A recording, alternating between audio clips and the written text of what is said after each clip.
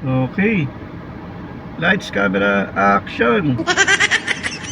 Hello mga ka-service, dito na naman si Kuya Norms. Sana ay lagi tayo nasa mabuting kalagayan mga ka-service.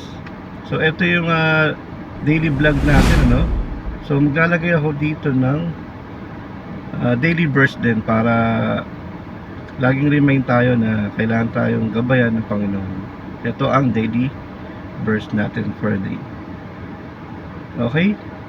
So tara, samahan nyo ako ulit mga ka-service at tayo babiyahe ngayon in drive ito sa Cavite, tapos kung saan tayo pagparin ni Lala Move.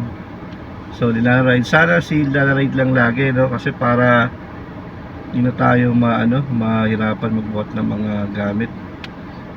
Mas maganda rin yung Lala Ride kasi mas maliit yung kanyang commission kesa sa Indo. So kaya kung may Lala Ride, mas malaki kita. At may target ako sa kanya sa 6 bookings, meron akong 500 pesos kay Lala Move, either delivery or Lala Region. Yun. So tapos kay InDrive naman, nakuha ko na yung 9 bookings na nagkaroon ako ng 155 pesos at dagdag. So sana bigyan po ulit ako ng challenge ni InDrive. So mission naman, hindi ako nabigyan ng mission ni Lala Move. Noong isang araw meron dapat akong mission, hindi ko lang nagawa kasi may ginawa tayo. So yun mga ka-service, mamaya po ulit, no? Check nyo yung yung sa dulo, yung pinaka magkano yung earnings natin, no? Okay mga ka-service. So yun mga ka-service, meron tayong nakuhang book dito sa SM Dasma. Actually sa 13, from 13 to SM Dasma. Bali dalawa yung pick up point ko. Yung isa sa may Barangay Gregorio Heritage Homes, tapos yung isa sa may Perez, Hugo Perez. Dalawa silang pasahero ko, tapos binaba ko rito sa SM Dasma. So ang worth niya is 335 pesos. Yan yung pamasahe nila kanina. Okay, kuha ulit tayo ng book. Okay mga ka-service, dito tayo maghihintay ng book, no? Dito sa may Palapala, malapit sa RSM, Lutong Bahay, Shell tsaka Petron. Okay? Okay guys, meron tayo nakuwang book ulit, no? From GMA to Dasma. So doon ko siya binaba sa may De La Salle Medical Center, sa may Congressional Road, yung pag-ganon dito.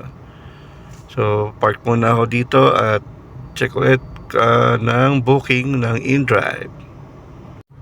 Okay guys, may nakuha tayong book, no? From Dasma to Pasay. So 17 minutes, 5.5 kilometers yung layo niya. Dito lang, malapit lang sa Congressional Road, no? Sa subdivision.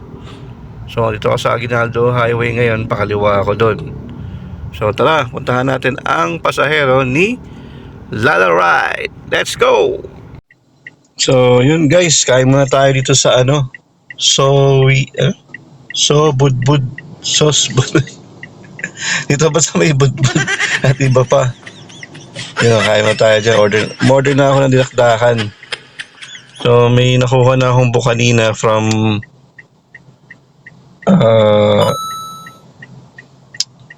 Pasay to Quezon City. Tapos yun, kain muna tayo ng dinakdakang silog.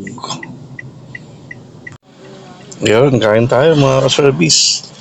Kasamang toyo tsaka chili ata ito. Dinakdakan silog. Okay mga ka-service, nun gabi na tayo. Oras ngayon ay 7:28. Nasa Pasig na ako. So marami na akong nakuhang book sa InDrive. Galing pa ako Valenzuela kanina. So bibigay ko yung summary na lang dito. Lalagay ko na lang yung mga summary, no? Dahil ito ay last na booking ko Pero Lalamove ang kukunin ko ngayong dito sa Pasig. Sana merong Pasig to Cavite. So yun.